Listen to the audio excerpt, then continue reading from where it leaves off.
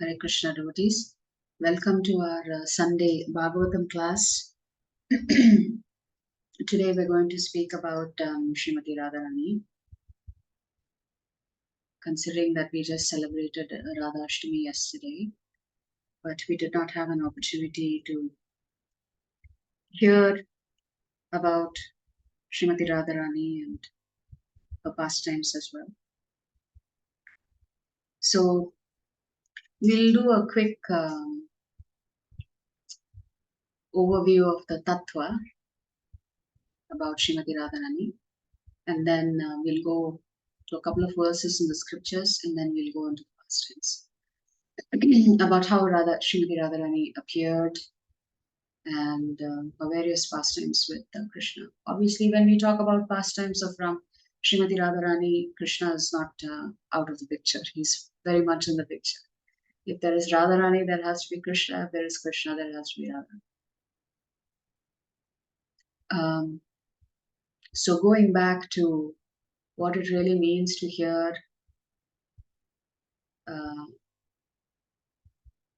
about the pastimes of the Lord.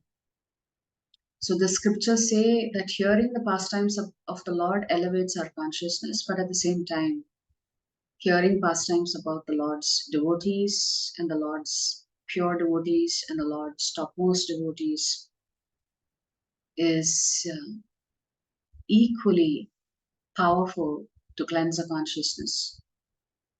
So not only is hearing about the Lord purifying, but also hearing about the Lord's pure devotees is also purifying for us. There are different types of scriptures that have been written, compiled by Srila Vyasadeva, and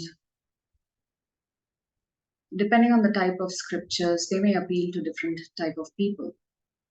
And generally, it's the gunas that predominates in each one of us that dictates which scripture that we would be attracted to. So the set of scriptures, the Vedas, that would appeal to those who are in Tamogun, it is structured in such a way that if one follows that particular segment of the scriptures, that one will be elevated from Tamogun to Rajogun. Similarly, the set of scriptures that appeal to those who are predominantly under the influence of Rajogun, if they begin to follow those set of scriptures, then it should elevate them from the Rajogun to Sattva. Then the set of scriptures that are there that appeals to those who are already in Sattvagun's stage, reading those scriptures, hearing those scriptures, following the instructions in those scriptures should actually elevate them from Sattvagun stage to the transcendental platform, which is the Shuddha Sattva state. So we can say, there is a saying in the West, different strokes for different folks. Different things appeal to different people, and that's just the nature of how the world operates. The unique thing about the path of bhakti, love for the Supreme Lord, is that it gives the sadhaka an opportunity to experience, to have a direct experience of loving relationships with the Supreme Personality of God. This Supreme Personality of Godhead, who is referred to as Satchidanand, whose form is eternal, who's full of knowledge, who's also full of bliss. And what is the Lord doing? The Lord is only enjoying pastimes with his devotees. That's his only job title, to enjoy pastimes with his devotees. And having this kind of a spontaneous attraction for the Lord also requires the special mercy of the Lord. And this spontaneous attraction for the Lord can also be in the different rasas. The rasas that exist in Golok Vrindavan is Dasya ras, then the Sakya ras, and the Vatsalya ras and Madhurya ras, which means in the mood of servitorship, in the mood of a friend, in the mood of a parent, and in the mood of a lover. Now, in the mundane world out there, the pastimes of Srimati Radharani and Lord Krishna is very often misunderstood. But the tattva is that the absolute truth. Since we are reading Bhagavatam, you would have noticed that in Canto 1, Chapter 1, so far what we've read, if you are paying close attention, you would have noticed that in a lot of the shlokas, Prabhupada has not translated uh, the actual shloka where he has used the word Bhagavan. There is a constant reference to the absolute truth, the absolute truth, the absolute truth. You would not have come across this absolute truth in the Bhagavad Gita. But interestingly, the Bhagavatam uses this new term that we are coming across, the absolute truth. Otherwise, typically, what is Prabhupada calling Lord Krishna? The Supreme Personality of God. So, this absolute truth manifests itself both as male and female. And you could say they are counterparts. And this absolute truth manifests itself as male and female for the sole purposes of exchanging love with each other in the male and the female form. So, Lord Krishna has three types of energies or Shakti.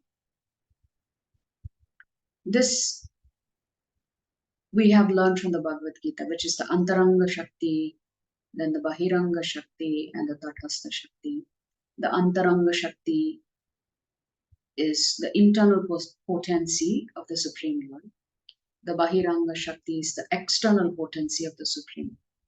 And the Tathastha Shakti is the marginal potency of the Supreme.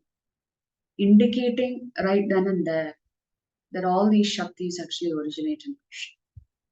So the Antaranga Shakti is typically referred to as Yogamaya. The Bahiranga Shakti is typically referred to as Mahamaya, represented by Parvati Devi Durga. And the Tathastha Shakti is all of the Jivatmas who exist in this material universe. So Yoga Maya, Mahamaya, and all of the Jivatmas.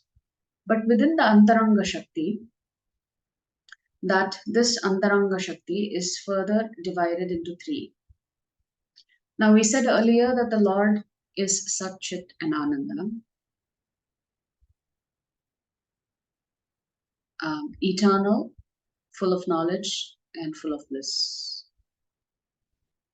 Or you could say eternally full of knowledge and bliss. So this Antaranga Shakti is divided further into three.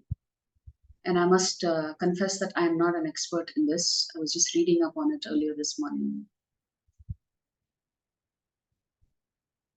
So this is the three of them representing each of the three features, which is the Sat, Chit, and Ananda. So this Sat feature of the Lord is called Sandini, and it is represented by Lord Balaram. The Chit feature of the Lord, which is called Samvit, is represented by Lord Krishna himself. And the Ananda feature of the Lord is represented by Hladini. Hladini means pleasure potency. And this features Srimati Radharani. So essentially, the Antaranga Shakti of the Lord is split into three. Two aspects of the three is Shaktiman, and one aspect is the energy or Shakti. So the Sandhini feature, potency, the Samvit feature, and the Hladini feature.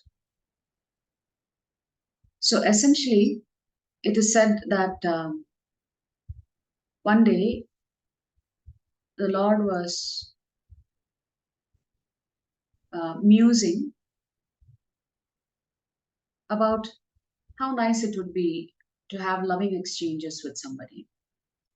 Now, we have all heard the words Atmaram, that the Lord is fully self satisfied. He does not need anything or anyone to bring him happiness because he is always full of bliss. But anyway, Lord Krishna thinks it would be nice to have this loving exchanges, and that just as he was thinking that, from the left side of his body came Srimati Radharani. So it is often said that there is no difference between Srimati Radharani and Lord Krishna, except for the fact that she is the female representation of the Absolute Truth, and Lord Krishna is the male representation of the Absolute Truth. And therefore, they are inseparable. So, if Lord Krishna is there, Radharani is always there. Radharani is there, Krishna is always there. So, just as one cannot separate light and heat from the sun, just as one cannot separate the aroma from a flower, just as one cannot separate the whiteness from milk, similarly, one cannot separate Srimati Radharani from Krishna. So they are one and the same. They separate into two for the purposes of having loving exchanges. And Srimati Radharani further separates herself into millions of Sakis and Gopis simply for the purposes of helping her in having those loving exchanges with the Supreme.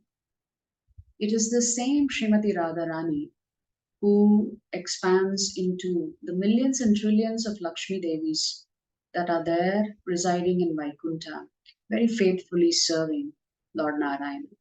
It is the same Srimati Radharani that becomes Durga Devi for the purposes of being the mother of the material universe. But in her original form as Srimati Radharani is known as the universal mother for all, spiritual world as well as the material. That is Srimati Radharani's position. So on Radhashtami Day, which we just celebrated yesterday, we are celebrating that personality that ultimately bestows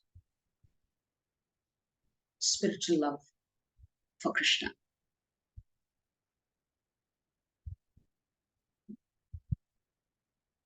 I remember one pastime sometime back that I had heard where some devotees come to Lord Krishna and say, please give us bhakti. And Lord Krishna says, I don't possess bhakti. Because I don't love myself. If you really want bhakti, actually Krishna tells Narada Muni, the secret to getting Krishna Prema is to go approach Srimati Radharani. You should pray to her. So Srimati Radharani is the ultimate bestower of that spiritual love. And Srila Prabhupada says that any sadhaka that is serious, sincere, and most importantly, if we don't have any ulterior motive, then Srimati Radharani very easily gives that love for Krishna to us. Prabhupada would often say, if Srimati Radharani introduces us to Lord Krishna, then no matter whether we are pure or impure or in what kind of condition we are in, that Lord Krishna cannot refuse Srimati Radharani's recommendations. He just accepts it. So hence, it is important for us to pray to the Universal Mother to accept us and bestow service to her Supreme Lord, Lord Krishna. So this tattva is actually very deep. It's not often discussed because it's not easy to understand. It can be easily misunderstood. But considering that we've been having these classes for some time and so many of you wonderful souls, Vaishnavas, have been hearing about all of these philosophy, tattva, pastimes, etc. I'm sure all of you are receiving this in the mood it is meant to be received. That this is a deep subject. It is not easy to understand the pastimes of Srimati Radharani and Lord Krishna. But if we have understood the nature of love, actually, in the Chaitanya Charitamrita, if you go to the Madhya Leela, chapter 23, there is a detailed explanation provided by Krishnadas Kaviraj Goswami about the intricacies of spiritual love. And then Shripad Kaviraj Goswami goes on to explain the love that the gopis have, which is so pure, unadulterated. And among all those gopis, one such gopi is in the Mahabhava stage, and that is Srimati Radharani. So we are going to go into this chapter in the Madhya Leela, but we will not read the entire chapter because there are too many shlokas. Our plan today was to understand the qualities of Srimati Radharani that Kaviraj Goswami explains in the Madhya Leela in chapter 23.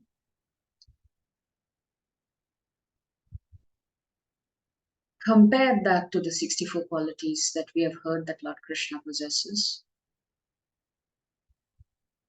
And this Lord Krishna, who enchants us, who enchants even Cupid. So that is why he is called Madana Mohana. But this personality, Shyamasundara, who bewilders even Cupid, is completely controlled by Srimati Radharani, by her love. And therefore, Srimati Radharani is often called as Madana Mohana Mohini, she who has conquered the conqueror of Cupid. So, my Guru Maharaj, I've heard my Guru Maharaj, His Holiness Jayapatak Swami Maharaj say that if Krishna is X, Radharani is 100X. If Krishna is beautiful, Radharani is 100 times more beautiful. If Krishna is all knowledgeable and intelligent, Radharani is 100 times that. And there is actually a sweet pastime that I will, hopefully, if we come to that, there's a very loving exchange between Srimati Radharani and Lord Krishna about this specific thing. Of how Radharani is actually greater than Krishna. But that's considered a topmost confidential aspect of their loving relationship. So how is it that Lord Krishna has 64 qualities, Srimati Radharani has 25 qualities, but how is it with 25 qualities, she is considered to be superior to Krishna?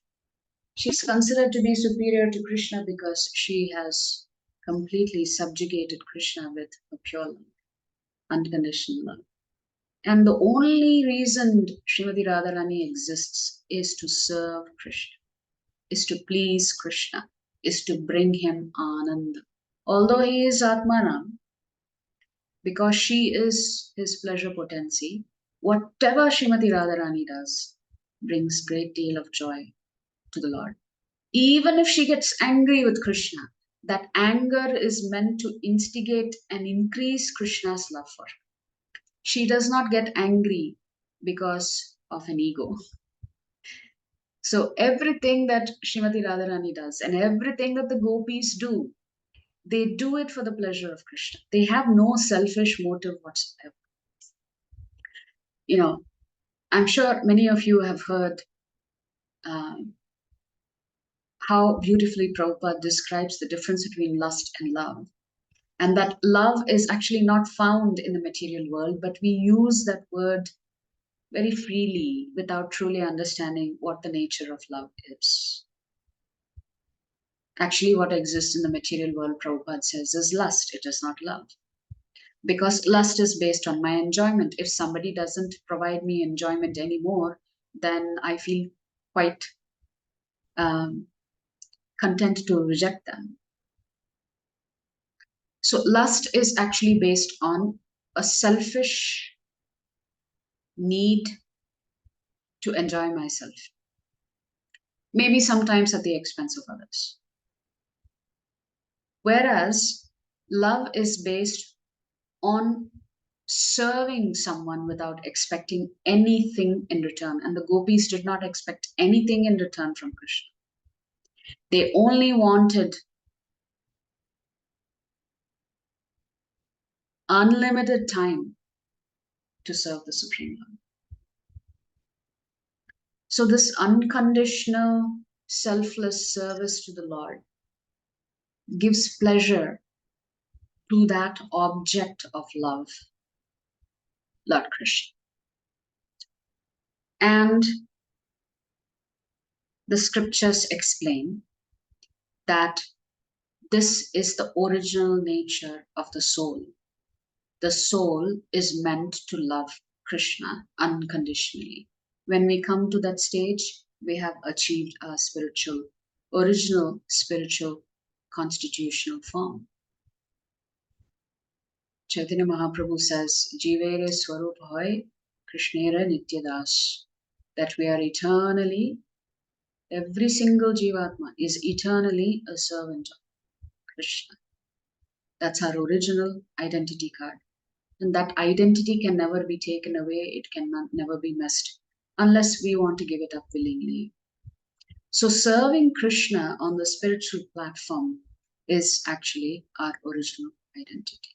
When we come to that realization, we would be more than happy to give up everything material and focus all our intent, our energy, our motive on Krishna.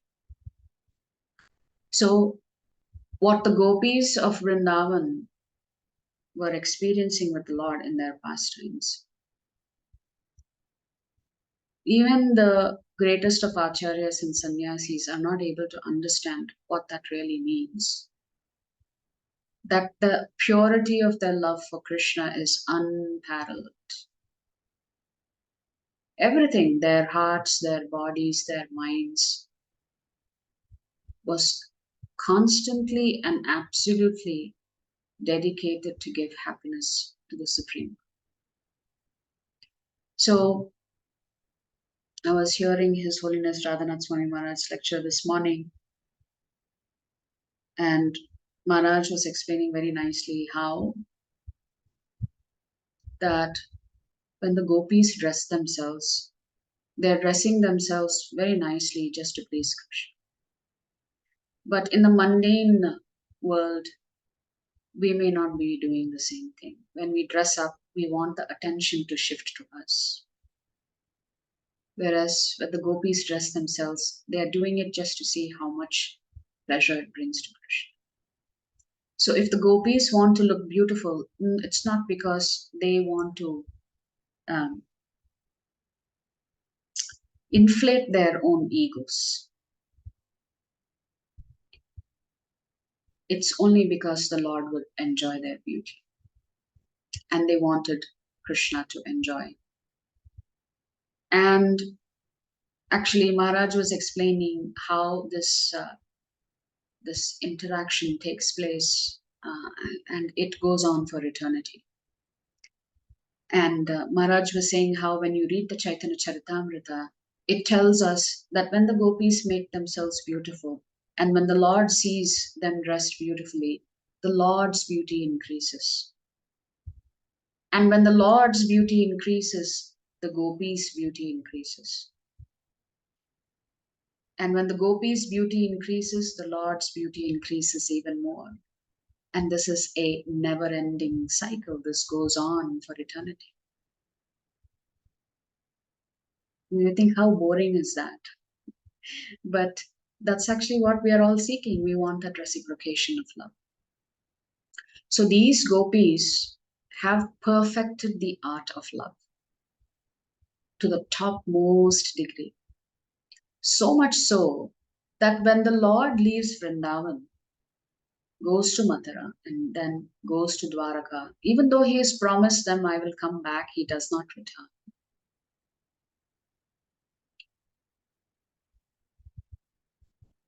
The gopis never leave Vrindavan and go to Dwaraka. They could have. For 100 years, they were separated from their Supreme Lord. The question is, why did they not leave Vrindavan? They moved all around in the Mathura district from place to place. Why did they not cross that boundary of Vrindavan? If they had such intense separation for the Lord, they knew where the Lord was. Because staying back in Vrindavan gave happiness to Krishna. They knew that Krishna experienced the greatest of happiness only in Vrindavan. And since the Lord had promised that he would come back to enjoy the pastimes with them, all they had to do was wait. So Krishna gets the most pleasure, and therefore for his pleasure, they remained in Vrindavan. Because when he returned, they would continue with their pastimes. Therefore, they could not go anywhere else. So much so, once when Lord Krishna had a severe headache, he instructs Narada Muni, you go get me the dust from any of my devotees' lotus feet. Apply it to my forehead and my headache will be gone. And Narada Muni goes in search of many, many devotees, and they are aghast. They are upset even at the thought that they have to take some dust from their feet, and that dust is going to go to the lotus forehead of the Supreme Lord. But the gopis were willing to suffer for billions of years in hell just by knowing that the dust from their lotus feet would cure Krishna's headache. So they are not calculative. All the other devotees were thinking, oh, what would happen to me?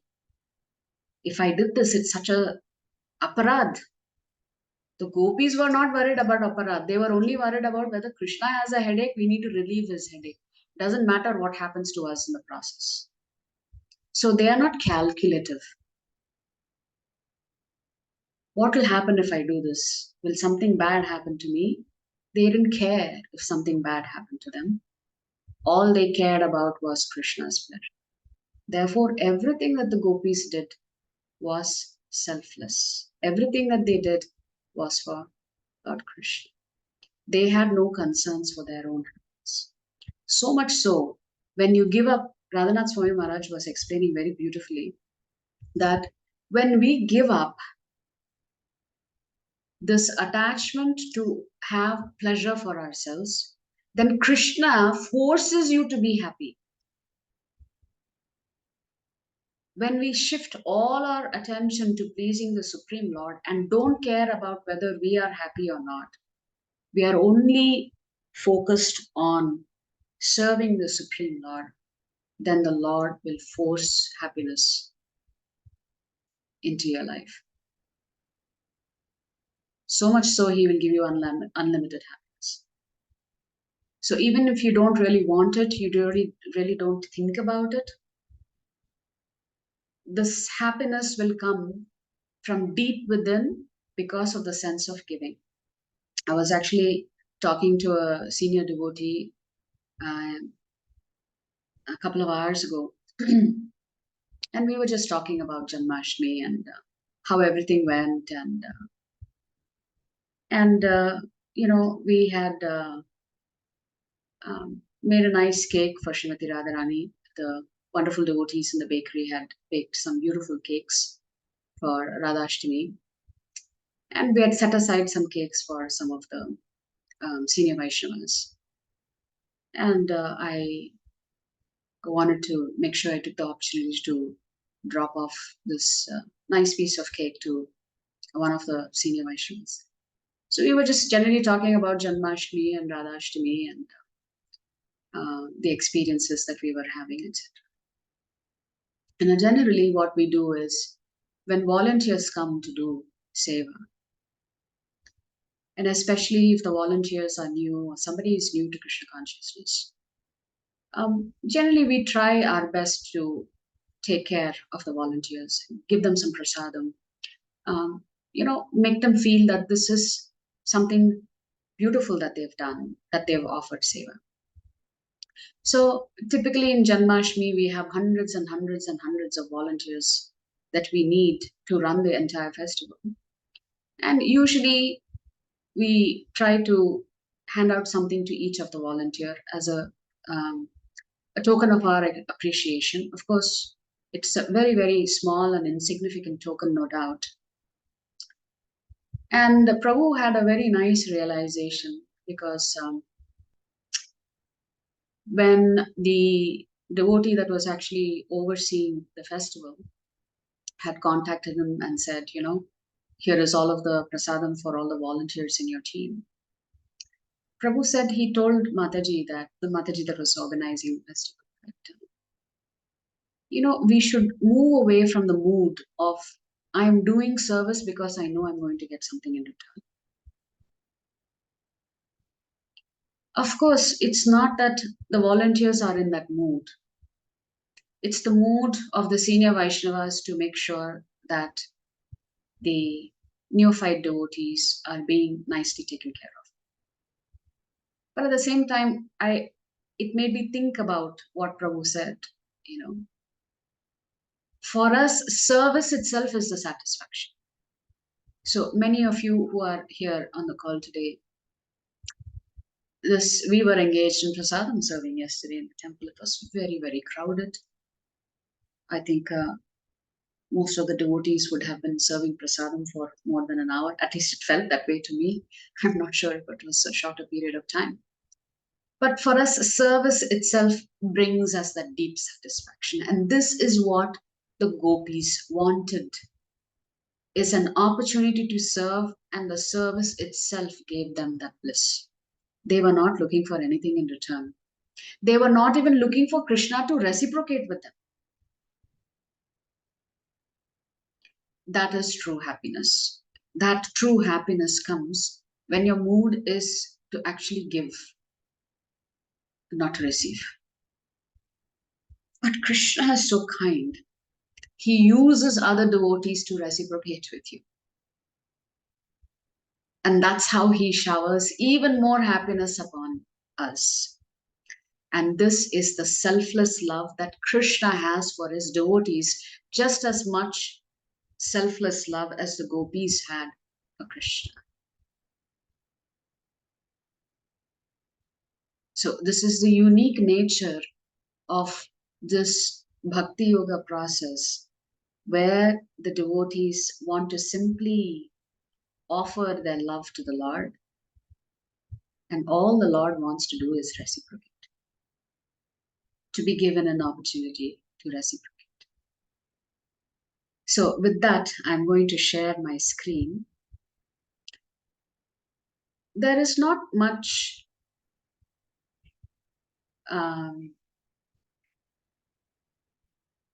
shared or written about Srimati Radharani. And one may ask why is that way? One of the reasons is that it is considered to be the most confidential aspect about the nature of the Supreme Lord, Krishna. And therefore, this information or this transcendental knowledge is to be revealed and to be understood by the devotees of the Lord. So, we'll come to the Bhagavatam. Srimati Radharani's name is not mentioned in Srimad Bhagavad. However, it is mentioned in a lot of other Puranas about her position, about her nature, her qualities, her pastimes with the Supreme Lord. So,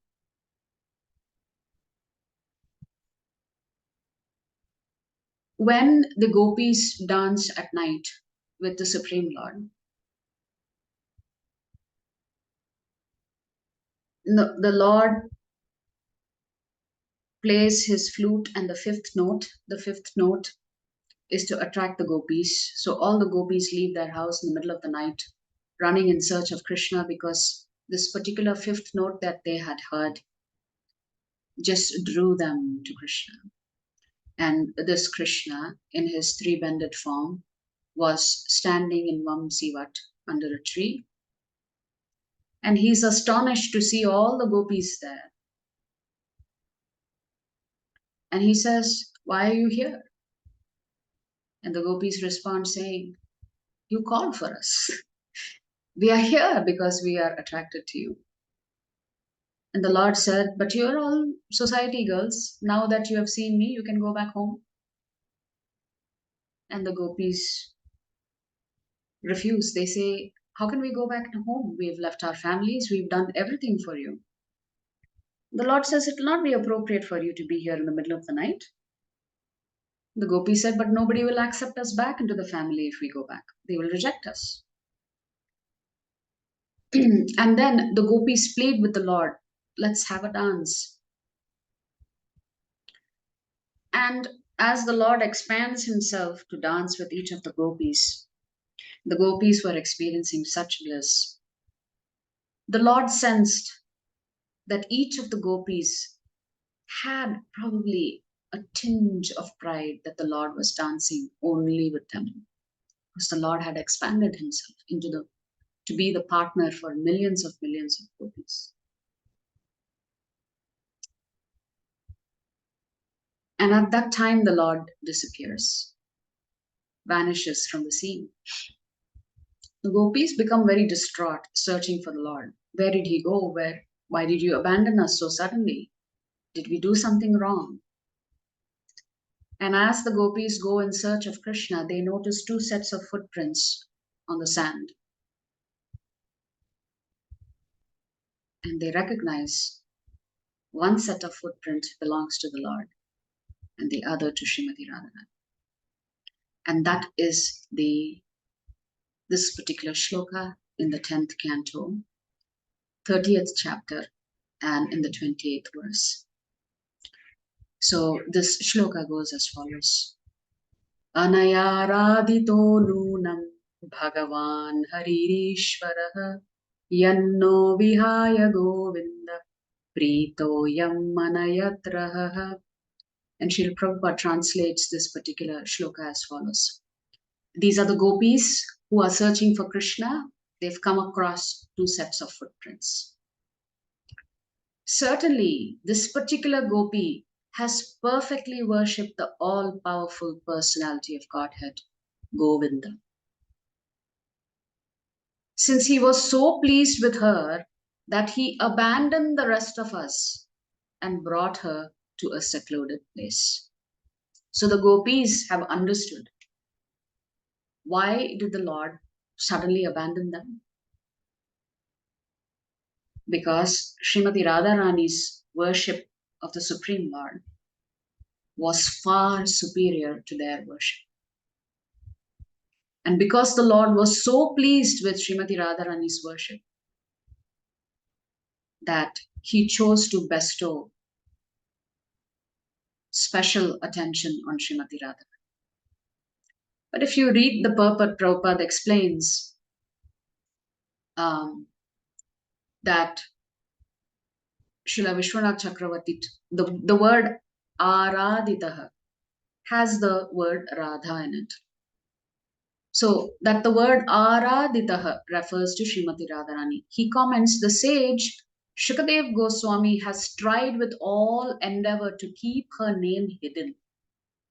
but now it automatically shines forth from the moon of his mouth. So Shukadev Goswami could not help himself. He inserted this name Radha into the fact that Aradhana means to worship. That he has spoken her name is indeed her mercy, and thus the word Araditaha is like the rumbling of a kettle drum sounded to announce her great good fortune.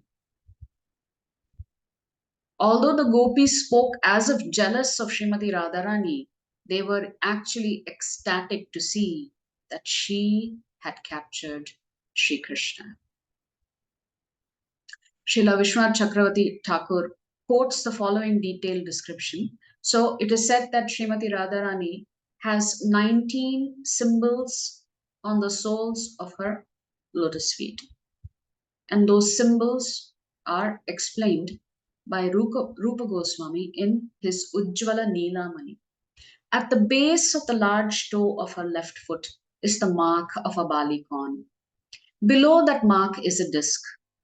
Below the disc is an umbrella, and below the umbrella is a bracelet. A vertical line extends from the middle of her foot to the juncture of her large and second toes. At the base of the middle toe is a lotus. Below that is a flag with a banner, and below the flag is a creeper, together with a flower. At the base of her small toe is an elephant goad, and upon her heel is a half moon. Thus, there are 11 marks on her left foot, which means there are 9 marks on the right foot of Srimati Radharani. At the base of the large toe of her right foot is a conch shell, and below that a spear. At the base of the small toe of her right foot is a sacrificial altar. Below that, an earring, and below the earring, a club. Along the base of the second, third, fourth, and small toes is the mark of a mountain, below which is a chariot, and on the heel is a fish. Thus, all together, there are 19 distinguishing marks on the soles of Srimati Radharani's lotus feet. And I think I had posted this earlier. So let's just look at this. So you can see this is the divine lotus feet of Srimati Radharani. Rupa Goswami has explained what are the symbols that one can see on the left foot as well as on the right foot. So all of these are there on Srimati Radharani's lotus feet. Similarly, there are symbols also on Lord Krishna's lotus feet as well. With that, we will go to the 25 qualities of Srimati Radharani, and from there we're going to go into the past tense. That may help us understand some of Srimati Radharani's qualities. So up to Shloka 86, in the 23rd chapter of the Madhya Leela of Chaitanya Charitamrita, there is a detailed explanation of how one moves from stages to stages, from Shraddha all the way to Prema, and within Prema, all the different categories of Prema. Within some of the subcategories, or some of the main categories, subcategories are explained.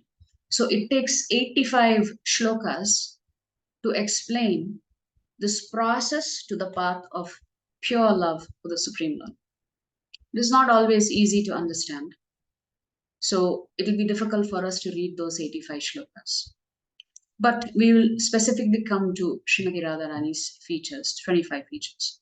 So here, Kaviraj Das Goswami talks about how the Lord has 64 qualities. Step by step, he's talking about the 64 qualities that Sri Krishna has, the 60 qualities that Vishnu has, the 55 qualities that Lord Shiva has, and the unique 4 that makes Krishna Krishna, which is his Rupam Madhuri, his Venu Madhuri, his Leela Madhuri, and Prema Madhuri. There is nobody else who has such a beautiful form as Lord Krishna. That is his feature, his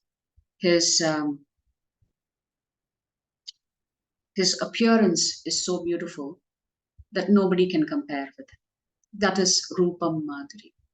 Venum Madhuri, meaning when the Lord plays on his flute, it attracts all the Jivatmas to him.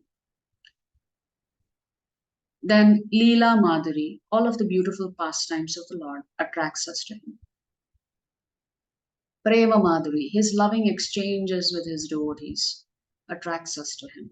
So these four unique features of the Supreme Lord constitute that 60 plus 4, the 60 that Lord Vishnu has plus the 4 that Lord Krishna has, that makes him the Supreme Personality of Godhead. So after describing these 64 qualities, Krishnadas Kaviraj Goswami talks about Srimati Radharani.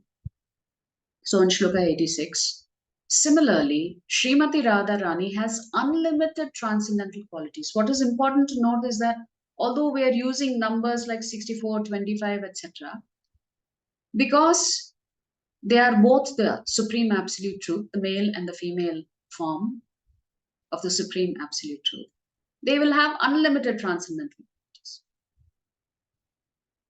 So Kaviraj Goswami is explaining, similarly, Srimati Radharani has unlimited transcendental qualities, of which 25 are principal. Sri Krishna is controlled by these transcendental qualities of Srimati Radharani. So the Lord of the universe is controlled by Srimati Radharani. That must make her superior to the Supreme Lord. The enchanter gets completely enchanted by Srimati Radharani. And here 25 qualities of Srimati Radharani are enumerated. So we'll just quickly read that and then we're going to go to the past tense. So Srimati Radharani's 25 chief transcendental qualities are: she's very sweet. She's always freshly youthful. It is said in Golok Vrindavan that Radharani is always 14 years, 2 months and 15 days old. She never goes past that. Her eyes are restless. So restless that her eyes operate independently of her. They don't listen to her. Radharani's eyes are never still. They are always looking here, looking there, searching for Krishna. She smiles brightly. She has beautiful, auspicious lines. She makes Krishna happy with her bodily aroma. So, if a wind touches Srimati Radharani's body and makes its way to Krishna, Krishna gets absolutely intoxicated with the aroma coming from Srimati Radharani's body. Similarly, Krishna also has some special aromas coming from his body. She is very expert in singing. Her speech is charming. She is very expert in joking and speaking pleasantly. She is very humble and meek. She is always full of mercy. She is cunning. She is expert in executing her duties. She is shy. She is always respectful. She is always calm. She is always grave. She is expert in enjoying life. She is situated at the topmost level of ecstatic love. She is the reservoir of loving affairs in Gokula. She is the most famous of submissive devotees. She is very affectionate to elderly people. She is very submissive to the love of her friends.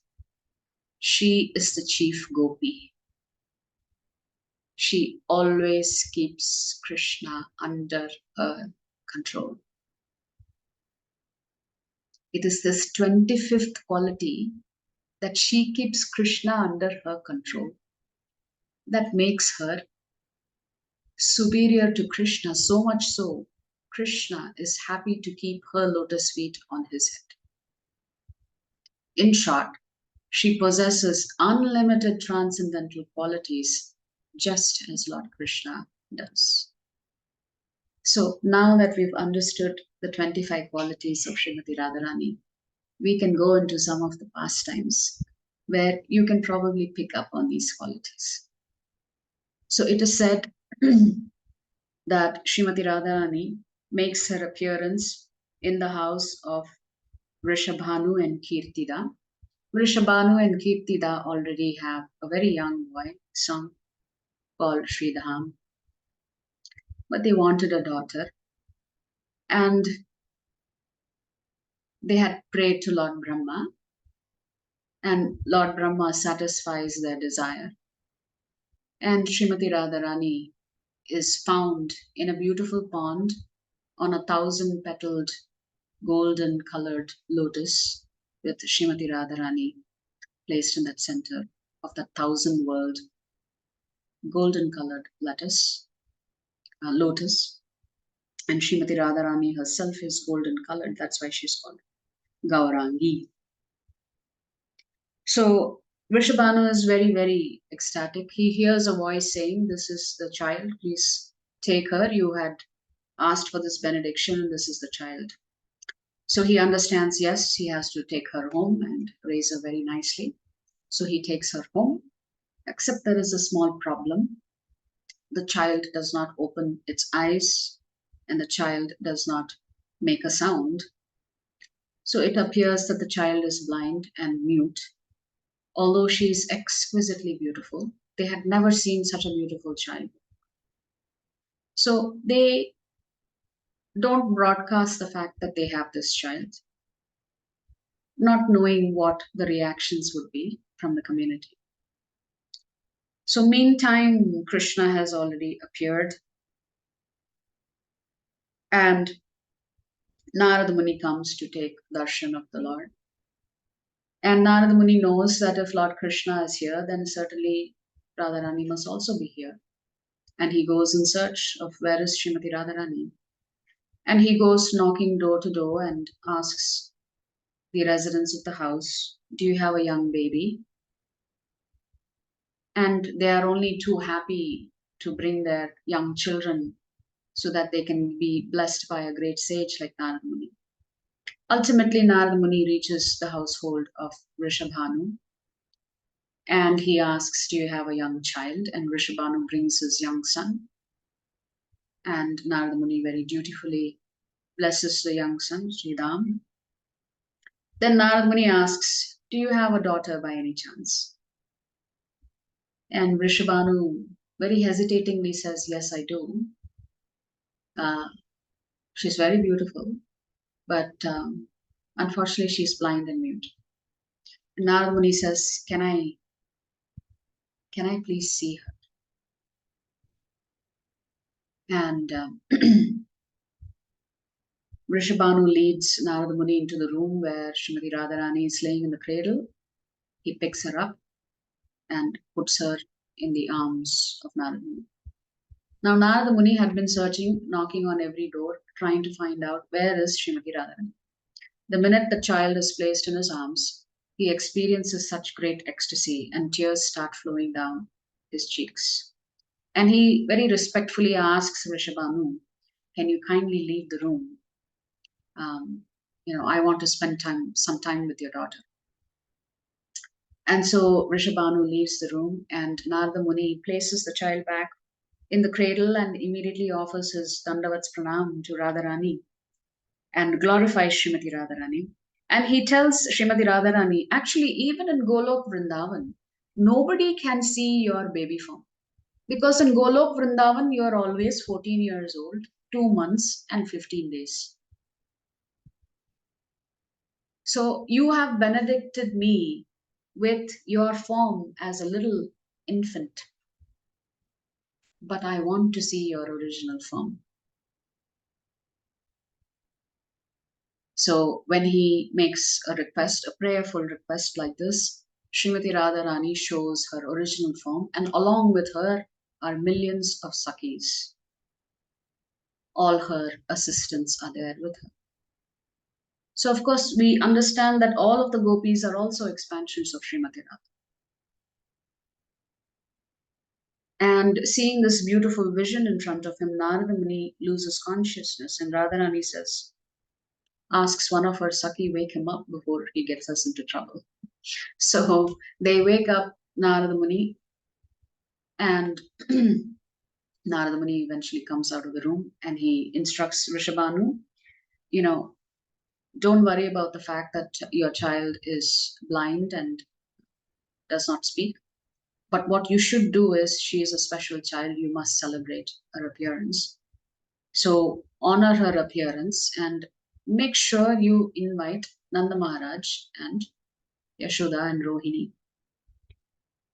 Narada Muni knew if Nanda Maharaj and Mother Yashoda and Rohini come, then certainly Krishna and Balaram will also come. So they do come. The festival is hosted, and Lord Krishna finds a very opportune moment to slip away from his mother and enter the room where Srimati Radharani is in her cradle. And as soon as Lord Krishna enters the room, Srimati Radharani smells Lord Krishna and she realizes that her Lord is there, that the pastimes can begin now. So the Lord reaches over into the cradle and with his little baby arms touches Srimati Radharani, and at that first touch, Srimati Radharani opens her eyes and also utters her first sound. So Srimati Radharani did not want to begin the pastimes without first taking darshan of her Supreme. So she was waiting for that day. And hence her eyes were closed and her lips did not move to make any sound until the Lord came into her sight of vision and experiences that first touch. So that is one pastime of Srimati Radharani. Now, Radharani's maternal grandmother was very worried that Kamsa had an eye on Radharani. You have to remember, Radharani is exquisitely beautiful. There was nobody as beautiful as her. So word had definitely spread that here is an exquisitely beautiful young girl. So fearing that Kamsa would try to take her as his wife, her maternal grandmother arranges for Radharani to be wedded to Abhimanyu. So Radharani now has a husband by the name Abhimanyu, and she has moved to her in-laws' place, a place called Yavat. If you ever go to Vrindavan, you must visit Yavat. It is one of the most exquisitely beautiful places that I have ever visited. It's extremely serene and the people are so simple and so kind and such beautiful human beings. There are some beautiful ponds there that you should visit.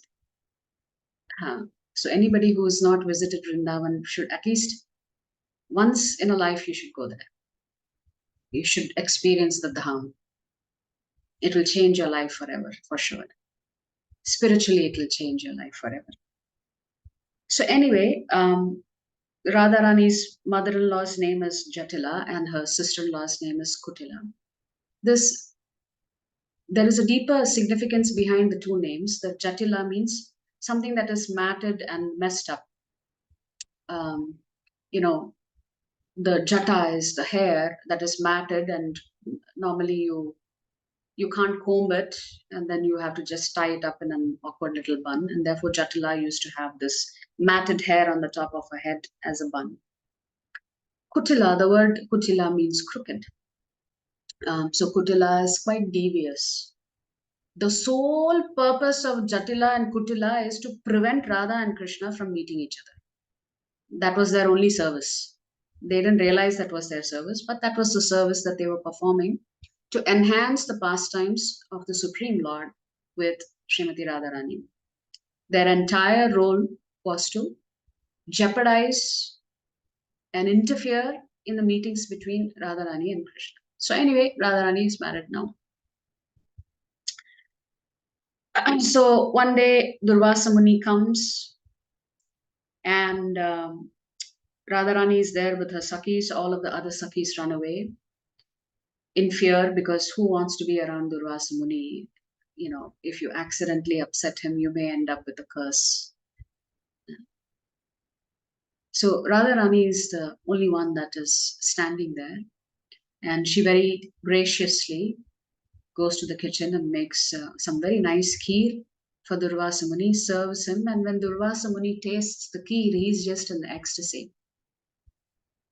He says, you know, I'm just experiencing such transcendental bliss by what you have offered me here, and I am going to give you a benediction. The benediction is that whoever honors your cooking, their life will be elongated, and all of the good qualities that they have will just continue expanding. So these are the two benedictions that he gives Srimati Radharani. I don't know how in those days word passed around. Today we have Instagram, Facebook, you can put your status update, etc. How did Mother Yashoda get to know this? We don't know. Who told her that Durvasa Muni had benedicted Radharani? Meantime, we know that Krishna was being uh, particularly troubled by all kinds of demons, and that was worrying Mother Yashoda very much. She's always wondering, why is it that my son is attracting the most worst kind of personalities? And here I'm intensely praying to Lord Narayana, and somehow or the other, Lord Narayana is protecting my son. Now that I know that Radharani has his benediction, and anybody who honors the cooking or tastes the foodstuff made by Radharani, their life will be elongated, and the good qualities will also increase. So, nevertheless, Mother Yashoda thought, yes, I need to request Radharani to come every day to cook for Krishna.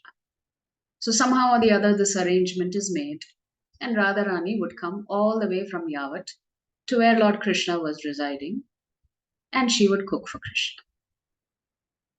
Mother Yashoda was just enamored with Srimati Radharani.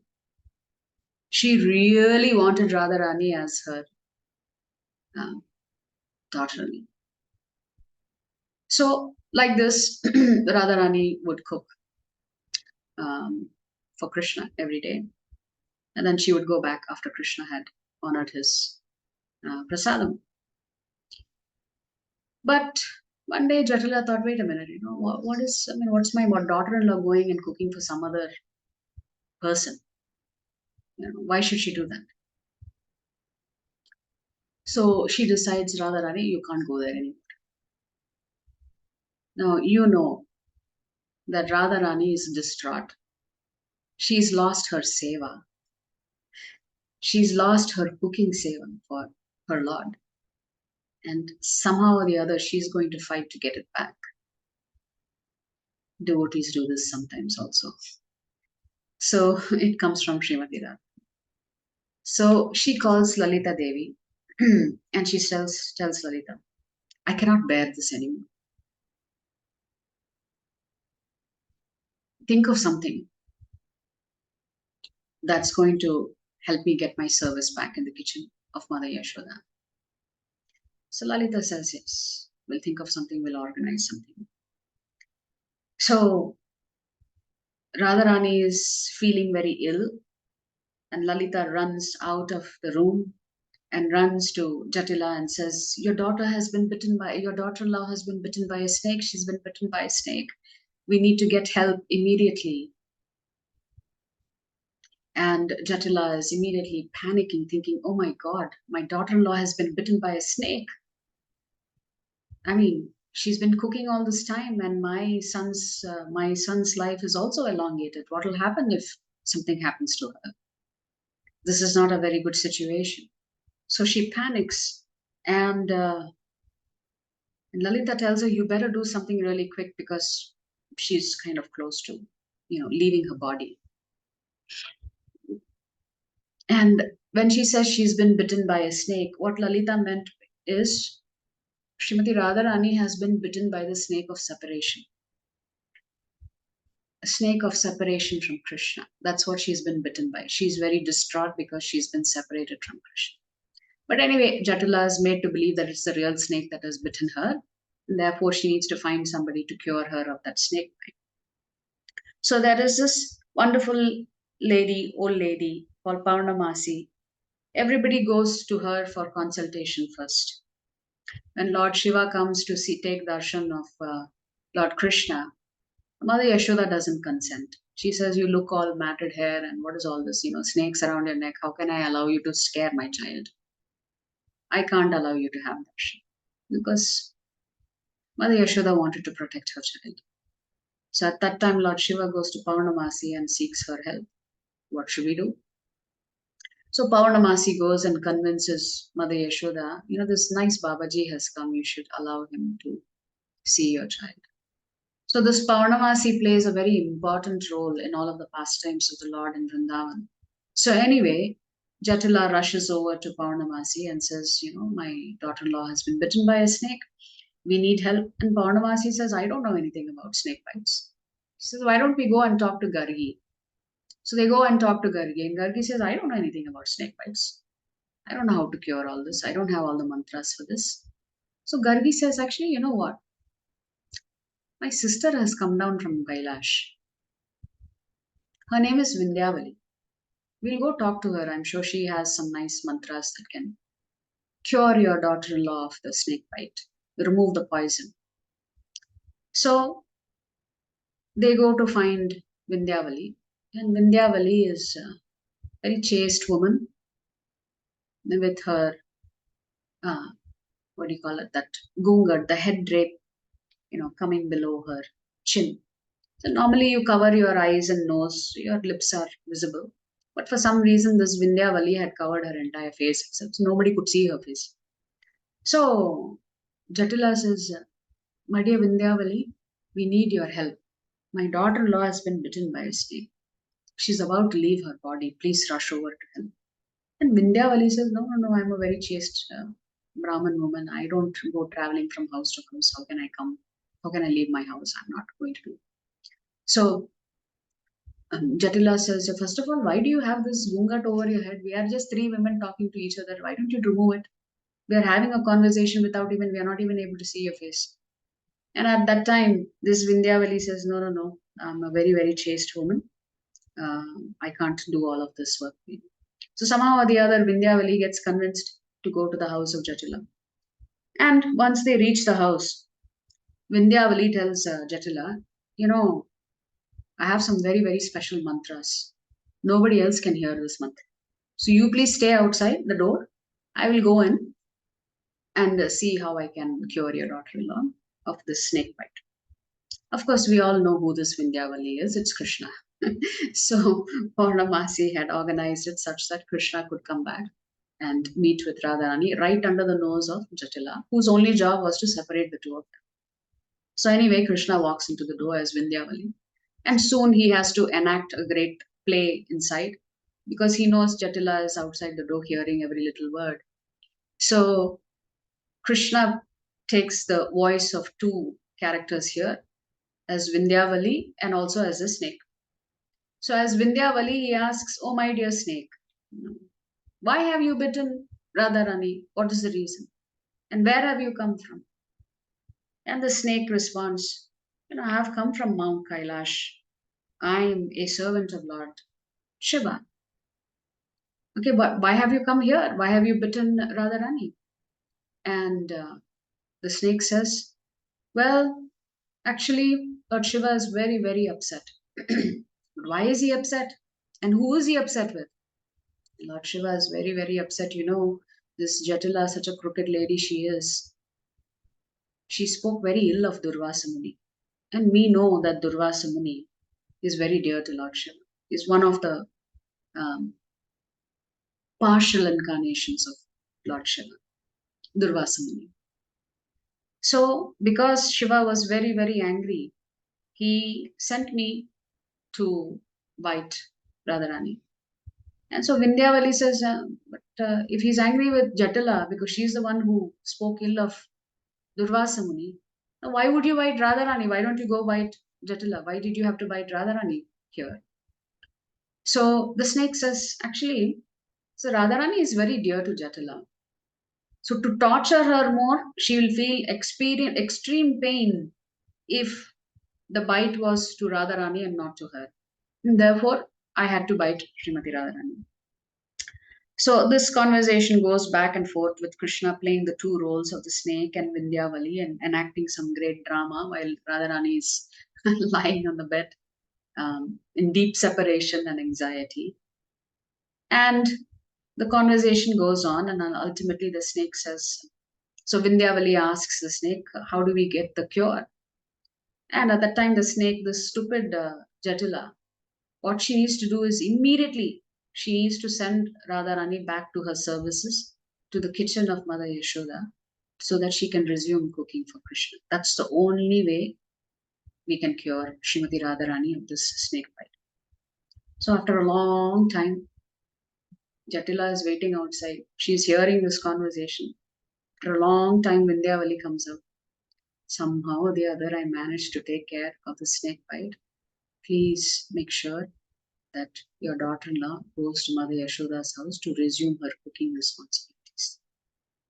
So this is one such pastime where it depicts Radharani's cunningness and her intelligence of how to use Lalita Devi to create a scenario that she has been bitten by a snake, and how that particular scenario expanded to include Paurnamasi and Gargi, and ultimately Vindhyavali coming, Lord Krishna dressed as Vindhyavali, to kind of salvage the situation so that Radharani can continue her cooking services.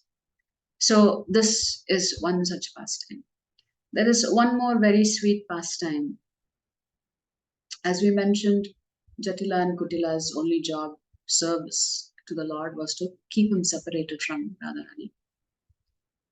So that the actual union, the coming together of Radharani and Krishna is even more sweeter, you know.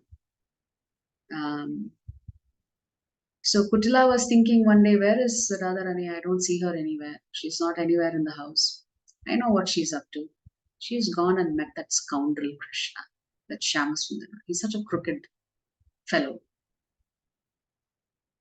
Now, Jatila and Kutila would always criticize Radharani for interacting with Krishna, but they never had proof that she met Krishna. So Kutila goes out looking for Radharani. And as usual, Radharani and Krishna are always meeting in the forests, deep inside the groves. And similarly, they were meeting that day, along with all of the Sakis. And Kutila can hear all these voices and giggling and all of this happening. And she thinks, aha, I have caught them in the act. This time, I have proof.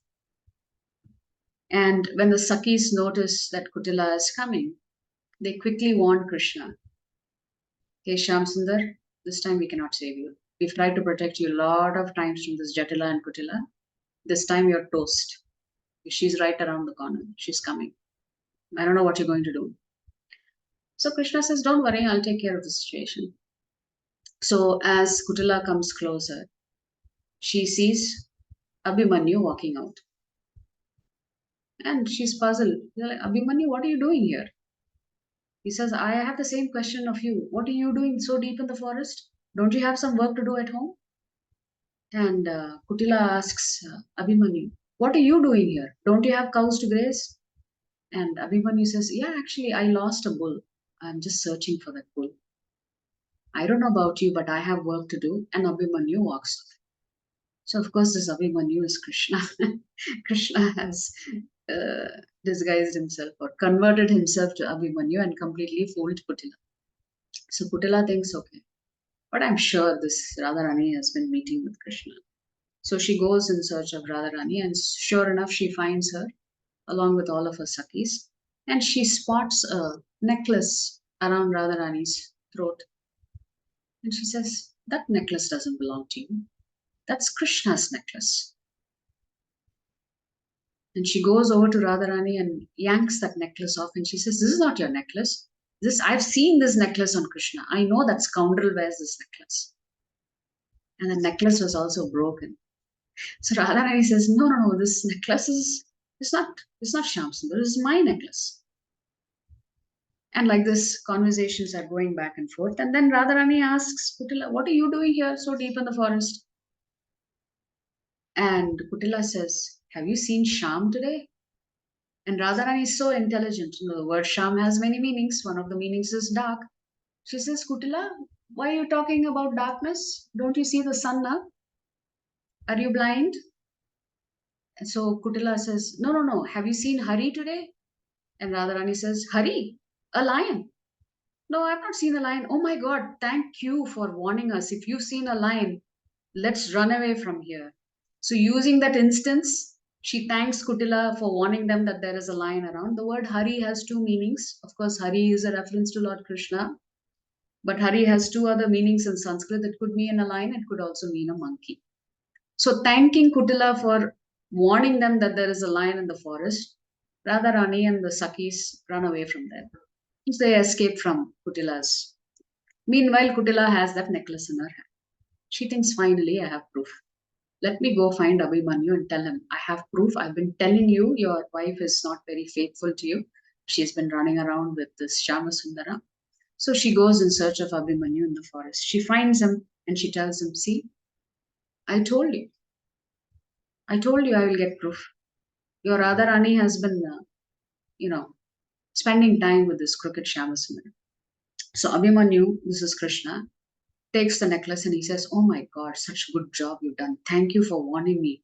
I didn't know that everything that you said was the truth." And she says, "What are you going to do now?" And he says, "I know what I'm going to do.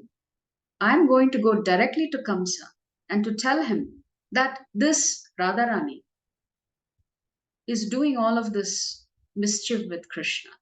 And what's Kamsa going to do? He's certainly going to go send someone to come and kill Krishna or punish Krishna. That'll be the end of it." Then he thought for a minute. He said, "Why should I dirty my wife's name? Let me go to Chandravali's husband." Chandravali is a competitor for Radharani's, for Krishna's affection. So Chandravali and Radharani are competitors. And Krishna would spend time with both of them.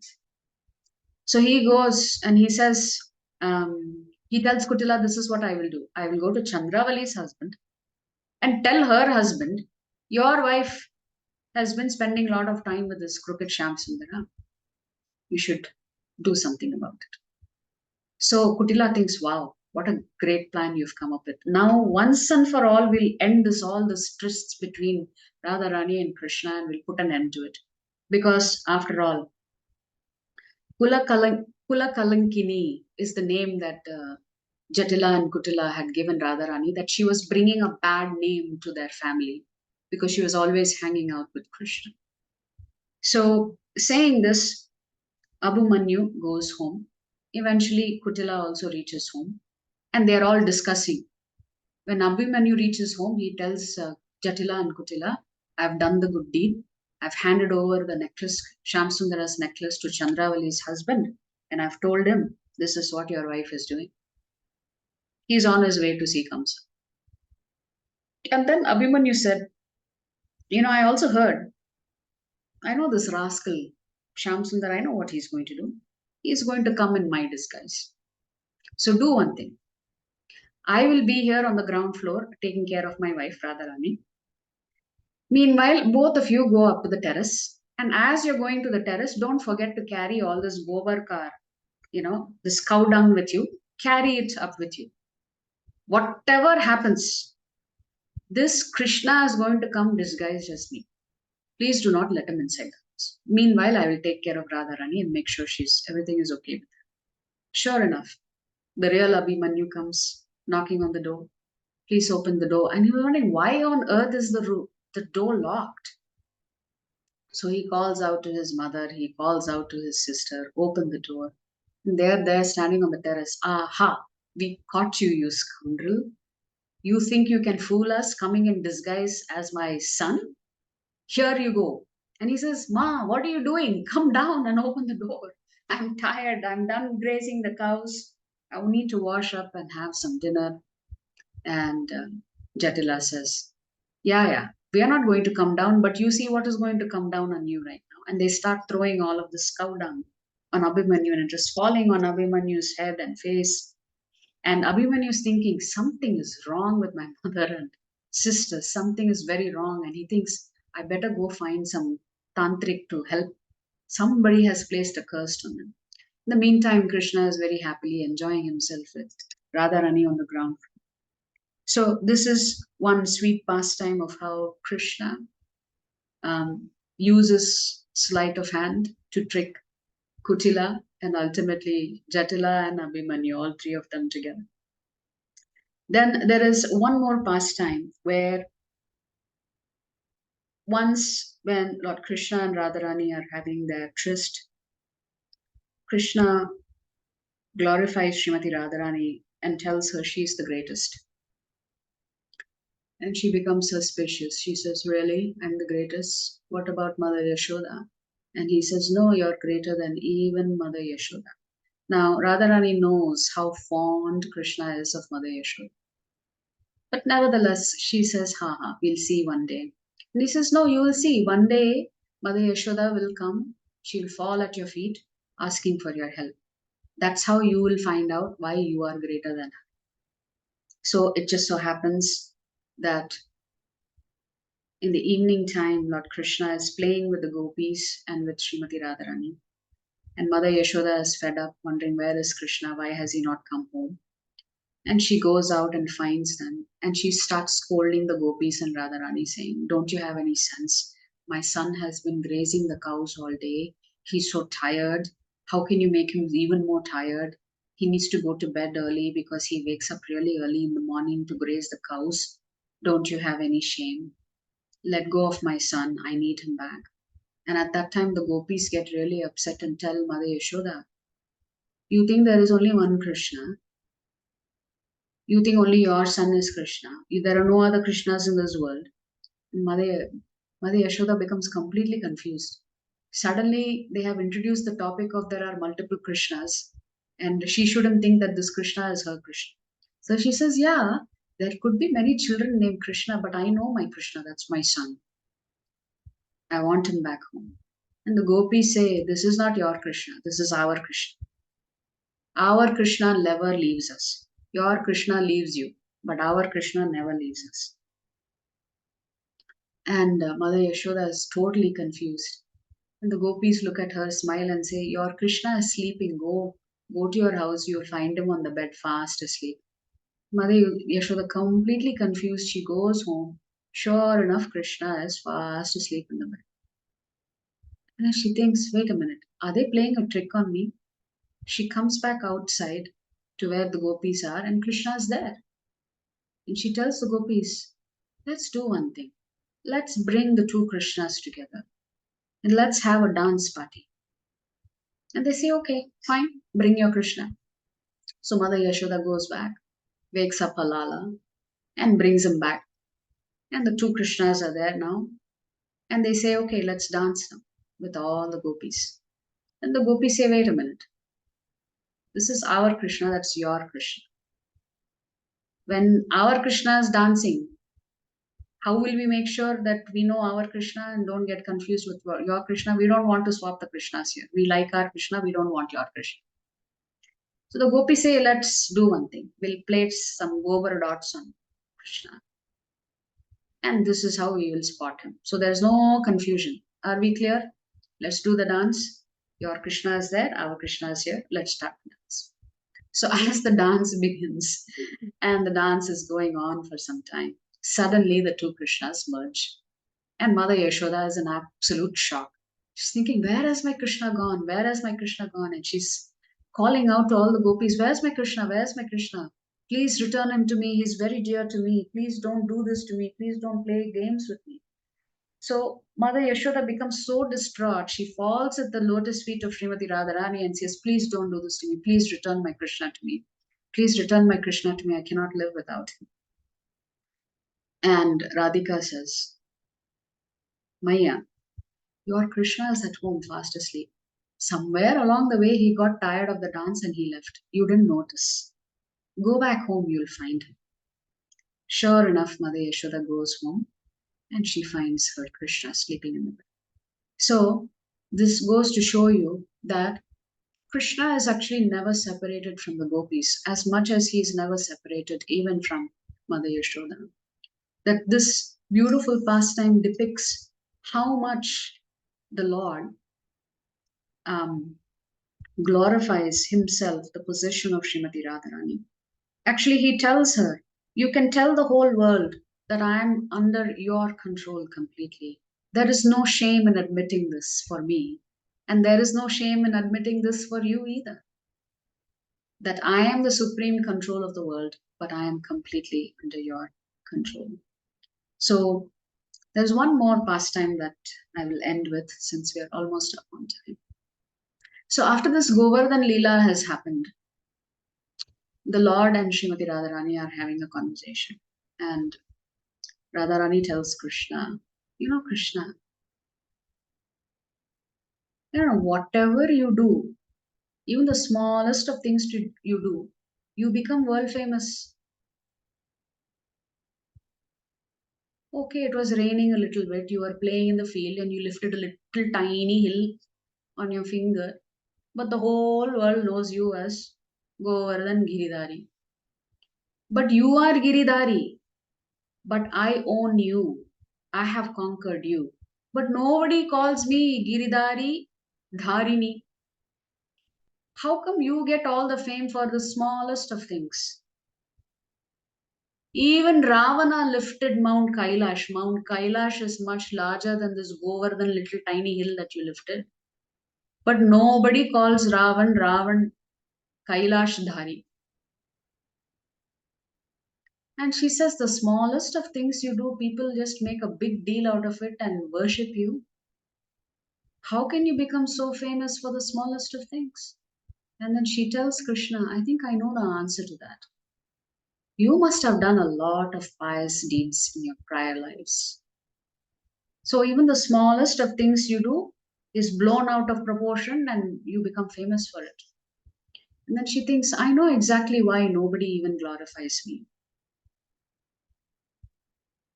Because I've accumulated the worst sin of falling in love with a man even though I have a husband.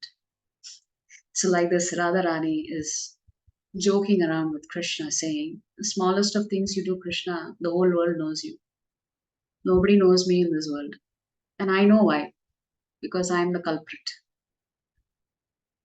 I'm known as that person who is married but is having an affair with you. So I must have committed all kinds of sins in my past life, and that is why nothing I do fetches any good fame for me.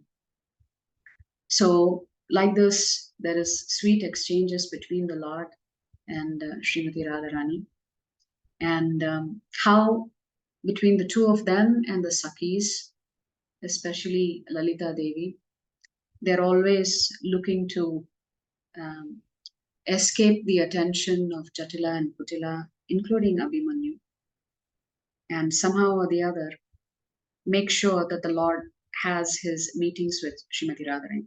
So just as much as Jatila, Kutila, and Abhimanyu were meant to keep the Lord separated from Srimati Radharani, so much that the gopis of Vrindavan, especially the Sakis of Srimati Radharani, their main service was to bring the couple together. That's all. Their service was to make sure all the arrangements were made so that Srimati Radharani and Lord Krishna could meet to have their various pastimes. We'll end with one more small pastime. As I mentioned, Jatila and Kutila would always chastise Radharani for bringing their family the bad name because she was always meeting with this crooked Shyamasundar. And when Lord Krishna hears that the mother-in-law and sister-in-law were calling Radharani the Skula Kalankini, someone who has brought black name, a black spot on their good name, Lord Krishna wanted to rectify that situation. So he does something. So one day Krishna is laying in bed and Mother Yashoda has gone to wake him up, and he says, Ma, I can't wake up today. I want to just sleep in bed all day. I'm not keeping well. And Mother Yashoda immediately panics. She says, "Why? What happened?" And he says, "Just leave me alone. I'm not well. I'm not going to get out of bed." Mother Yashoda places her palm on the forehead of Lord Krishna, and sure enough, Lord Krishna was burning with fever.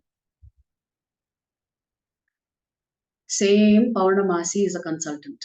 So Mother Yashoda runs to Paurnamasi and asks, "My son has high fever. Looks like something terrible has happened. We need to immediately get him help." And Paurnamasi knows exactly what Lord Krishna's plans were here.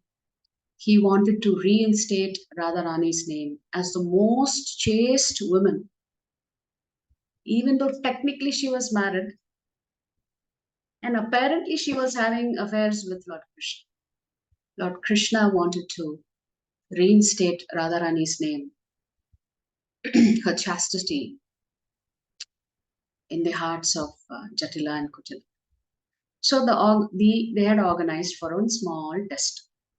The test was as follows. So Paurnamasi concocted this test. The test was,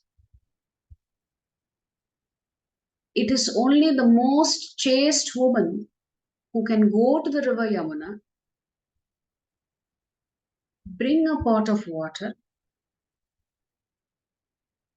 to bathe Krishna with, will Krishna's fever go down. That was the test. But there was a little additional crooked criteria here. It was not going to be any ordinary pot. The pot is going to have holes in it. So it was announced all over the villages.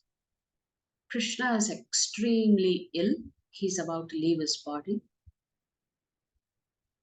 And any woman who is chaste should just use this pot, go to the Yamuna river, bring the water without even one drop spilling from the pot, even though it had many, many holes in it.